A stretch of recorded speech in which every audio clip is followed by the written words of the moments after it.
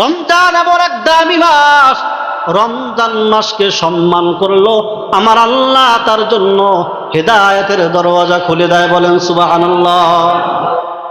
আল্লাহর এক গোলাম বুজুর্গ, আল্লাহর এক ওলি রাতের বেলা ঘুমাইলেন বিছানায়, ঘুমের ঘরে স্বপ্ন দেখতেছেন ওই জামানার একজন হিন্দু ব্যক্তি তিনি জান্নাতের ভিতরে ঘুরতেছে।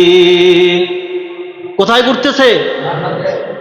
ওই বুজুর্গ আল্লাহর ওলি প্রশ্ন করলেন, ও ভাই, তুমি না দুনিয়ার জমিনে হিন্দু ছিলা, তাহলে তুমি মৃত্যুর উপরে জান্নাত পাইলা কেমনে? আল্লাহর বান্দা এবার বলতেছেন, ও আল্লাহর বান্দা বুজুর্গ শোনেন, যদিও আমি হিন্দু ছিলাম তবে আমি রমজান মাসকে বড় সম্মান করতাম, রমজান মাসকে বড় ইজ্জত করতাম। যদিও আমি আল্লাহর সাথে শিরিক করতাম, আমি মূর্তি পূজা করতাম, কিন্তু রমজান মাসকে আমি বান্দা বড় সম্মান করতাম। রমজান মাসে আমি কখনো দিনের বেলা মুসলিম রোজাদারকে দেখায়া ওপেনে কখনো খানা খাইতাম না, প্রকাশ্যে আমি খানা খাইতাম না। রমজান মাসে আমি দিনের বেলা খানা খাইতাম, গোপনে ঘরে বসে বসে খানা খাইতাম, যাতে কোনো মুসলিম রোজাদার আমাকে দেখতে না পায়। একদিন আমি বাজারে গেলাম, বাজারে গিয়ে দেখতেছি আমার সন্তান বাজারে বসে বসে প্রকাশ্যে রোজাদারের সামনে খানা খাইতেছে। এটা কিন্তু ওর জন্য কোনো সমস্যা ছিল না, যেহেতু ওর ধর্মে কোনো রোজা নাই। কিন্তু এইটা আমার কাছে বড় খারাপ লাগলো। আমার সন্তান মুসলমানের রমজান মাস চলতেছে, কেন রমজান মাসে মুসলমানদের সাথে বেয়াদবি করবে, প্রকাশ্যে কেন খানা খাইবে? রমজান মাসে আমার সন্তান প্রকাশ্যে খানা খাইলো, এটা আমার দিলের ভিতরে বড় কষ্ট লাগলো। আমি হাত বাড়াইয়া আমার সন্তানকে শাসন করলাম, আঘাত করলাম।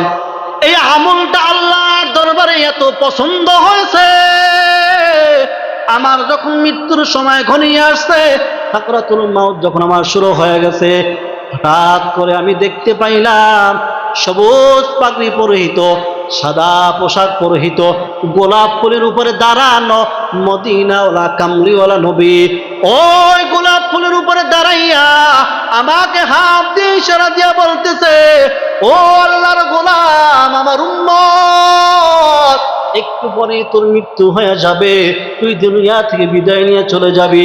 তবে তোর একটা ভালো গুণ ছিল, তুই রমজান মাসে দিনের বেলা প্রকাশ্যে খানা পিনা খাইতি না, প্রকাশ্যে তুই পানাহার করতি না, মানুষ রোজাদারের সামনে খানা খাইতি না। এমনকি তোর সন্তান প্রকাশ্যে খানা খাওয়ার কারণে, রমজান মাসে এই অপরাধ করার কারণে তুই তাকে আঘাত করেছ, শাসন করেছ। এই আমলটা আল্লাহর দরবারে পছন্দ হয়ে গেছে। এই সম্মানের কারণে, রমজান মাসকে সম্মান প্রদর্শন করার কারণে আমার আল্লাহ তোর জন্য হেদায়েতের দরজা খুলে দিয়েছে।